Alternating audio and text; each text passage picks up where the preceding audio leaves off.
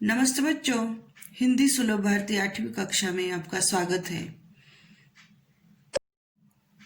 पिछले वीडियो में हमने जरा प्यार से बोलना सीख लीजिए ये रमेश दत्त शर्मा द्वारा लिखित गजल देखी थी।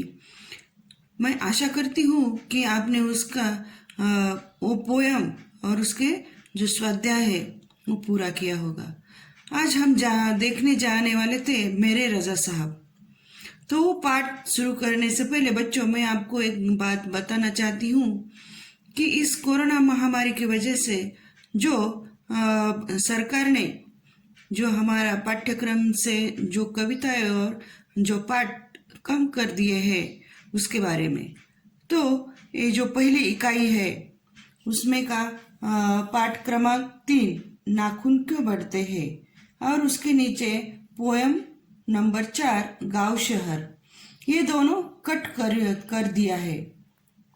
ये दोनों अभी एग्जाम को नहीं आने वाले, उसकी पढ़ाई भी नहीं होगी और क्वेश्चन आंसर भी नहीं पूछे जाएंगे। उसके बाद ये जो है दूसरी इकाई में से ये जो पेंसिल से मैंने टिक करके रखा है अंधा युग, 6 नंबर अंधा युग और 8 नंबर मेरा विद्रोह, ये दोनों भी कट कर दिए गए हैं। अभी ये जो कट किया हुआ पोर्शन है उधर टिक लगाओ और उसकी पढ़ाई मत कियो। तो चलो बच्चों, हम शुरू करते हैं हमारा पाठ क्रमांक 7 मेरे रजा साहब।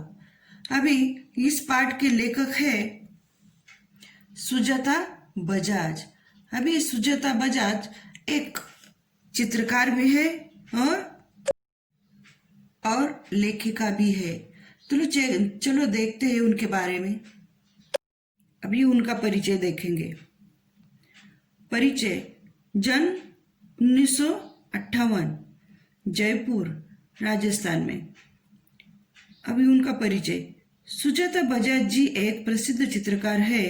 आजकल आप पेरिस में रहती है। आपके चित्र एक मूर्तिकला भारतीय रंग में डूबी हुई रहती है।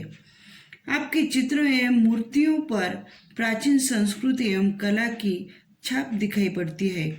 आपने अपनी कला में ऐसी दुनिया का सृजन किया है जिसमें सादगी भी है और रंगीनी भी, खुशी भी है और गम भी।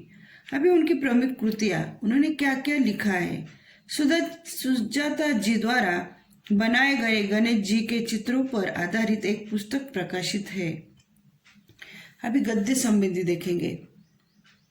प्रस्तुत पाठ में प्रसिद्ध चित्रकार सैयद हैदर रजा के बारे में लेखिका सुजाता बजाज ने अपने संस्मरण लिखे हैं। यह रजा साहब के सर्वधर्म समभाव, मानव मात्र से प्रेम, युवा कलाकारों को प्रोत्साहन, उनकी जिज्ञासा वृत्ति, कृतियों के प्रति लगाव आदि गुणों को दर्शाया है। इस पाठ में एक सच्चे चित्रकार के दर्शन होते हैं। तो इस गद्य संबंधी प्रस्तुत पाठ में लेखिका और कलाकार सुजाता बजाज तथा प्रसिद्ध चित्रकार सैयद हैदर रजा के विषय में संस्मरण है। रजा साहब ने लेखिका की चित्रकला से प्रभावित होकर उन्हें पेरिस आने के लिए प्रेरित किया था। पेरिस में रजा साहब लेखिका के स्थानीय अभिभावक थे। प्रस्तुत संस्मरण में लेखिका ने रजा साहब के व्यक्तित्व के अनेक पहलुओं जैसे कला के प्रति उनका प्रेम, युवा कलाकारों को प्रेरणा देना, अपनी कृतियों के लिए लगाव, सर्वधर्म समभाव आदि गुणों से पाठों को परिचित कराया है।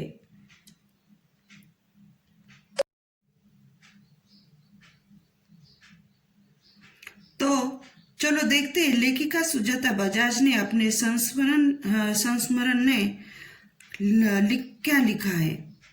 तो 23 जुलाई सुबह सुबह की समाचार मिला, रजा साहब नहीं रहे, और यह सुनते ही मानस पटल पर यादों की एक कतार से लग गई यानी एक लाइन लग गई, एक के पीछे एक के पीछे एक के बाद एक, ऐसा याद उनके अपने मन में आने लगी कि उन्होंने समाचार पत्र जब मिला तब उसके अंदर लिखा था रजा साहब अभी नहीं रहे, यानी गुजर गए।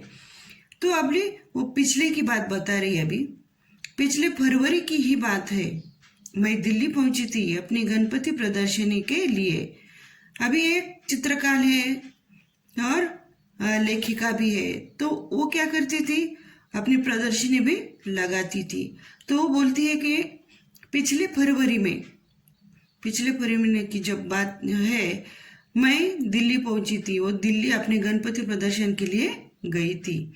सोच रही थी कि रजा साहब शायद अपनी व्हील चेयर पर मेरी प्रदर्शनी के उद्घाटन के अवसर पर आ जाए, पर उस रात कुछ अनहोनी सी हुई और वो सोच रही थी कि ये जो रजा साहब है वो उसके प्रदर्शनी के उद्घाटन के अवसर पर आ जाए।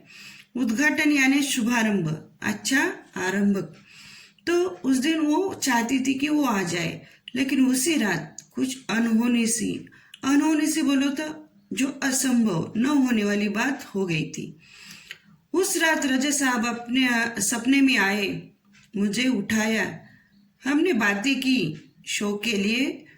मुझे उन्होंने शुभकामनाएं दी और कहने लगे, सुजाता एक बार मुझसे मिलने आ जाओ, अब मैं जाने वाला हूँ। उसके बाद तो रुकना मुश्किल था। मैं पहुंच गई उनसे मिलने। वे अस्पताल में शून्य की तरह लेटे हुए थे। मैंने उनके हाथों को छुआ, सिर्फ सांस चल रही थी। अलविदा कहकर लौट आए। अभी शून्य बोलो तो निश्चेष्ट, कुछ भी समझ नहीं आ रहा था और बिल्कुल सुनसान पड़े थे, बिल्कुल सुनसान यानी शून्य। तो वो बोल रही थी, उसको तो लग रहा था कि उनका जो गणपति प्रदर्शन है उधर वो रजा साहब आ जाए, उनके हाथों से उसका प्रदर्शनी का उद्घाटन हो जाए। लेकिन उसके पहले ही उसी रात अनहोनी हो गई, जो न होने वाली बात थी हो गई कि उसके सपने में रजा साहब आ गए। लेखिका सुजाता बजाज के सपने में रजा साहब आ गए और बोले उठ, और उन्होंने बहुत सारी बातें की और जो शो था, जो प्रदर्शन था, उसके लिए उन्होंने उसको शुभकामनाएं भी दी और मिलने आ जाओ ऐसे उन्होंने बोला और मैं जाने वाली हूँ। तो जब उसको एक सपना आ गया, सपने में रजा साहब ने उनको शुभकामनाएं भी दी और बोले अब मैं जाने वाला हूँ। और इसके बाद तो वो उनको मिलने चली गई और अस्पताल में जाके उन्होंने देखा कि ये जो रजा साहब है वो शून्य की तरह लेटे हुए थे। और उन्होंने क्या किया, उनके हाथों से छुआ तो उनकी खाली सांस चल रही थी। उसके बाद ये जो लेखिका है अलविदा कहकर लौट आई। रजा साहब अपने धर्म के साथ साथ उतने ही हिंदू और ईसाई भी थे। ये जो रजा साहब है ये तो मुस्लिम है, लेकिन फिर भी वो हिंदू और ईसाई भी धर्म के सब रीति रिवाज और सबको मानते थे। उनके स्टूडियो में गणपति की मूर्ति, क्रॉस, बाइबल, गीता, कुरान, उनकी माँ का एक फोटो, गांधी जी की आत्मकथा, वो भारत से लाई हुई मोगरे की कुछ सूखी मालाएं, सब एक साथ रखा रहता था। वह गणेश को भी पूजते थे और हर रविवार को सुबह चर्च भी जाते थे।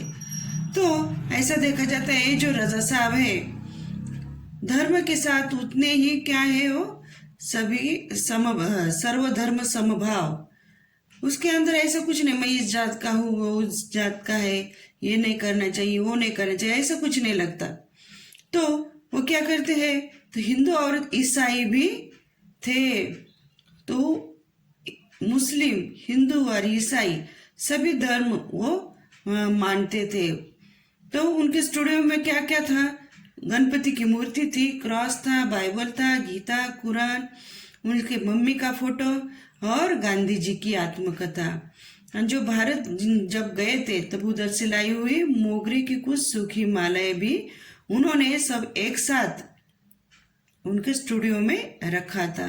वे गणेश को भी पूजते थे और हर रविवार को सुबह चर्च भी जाते थे।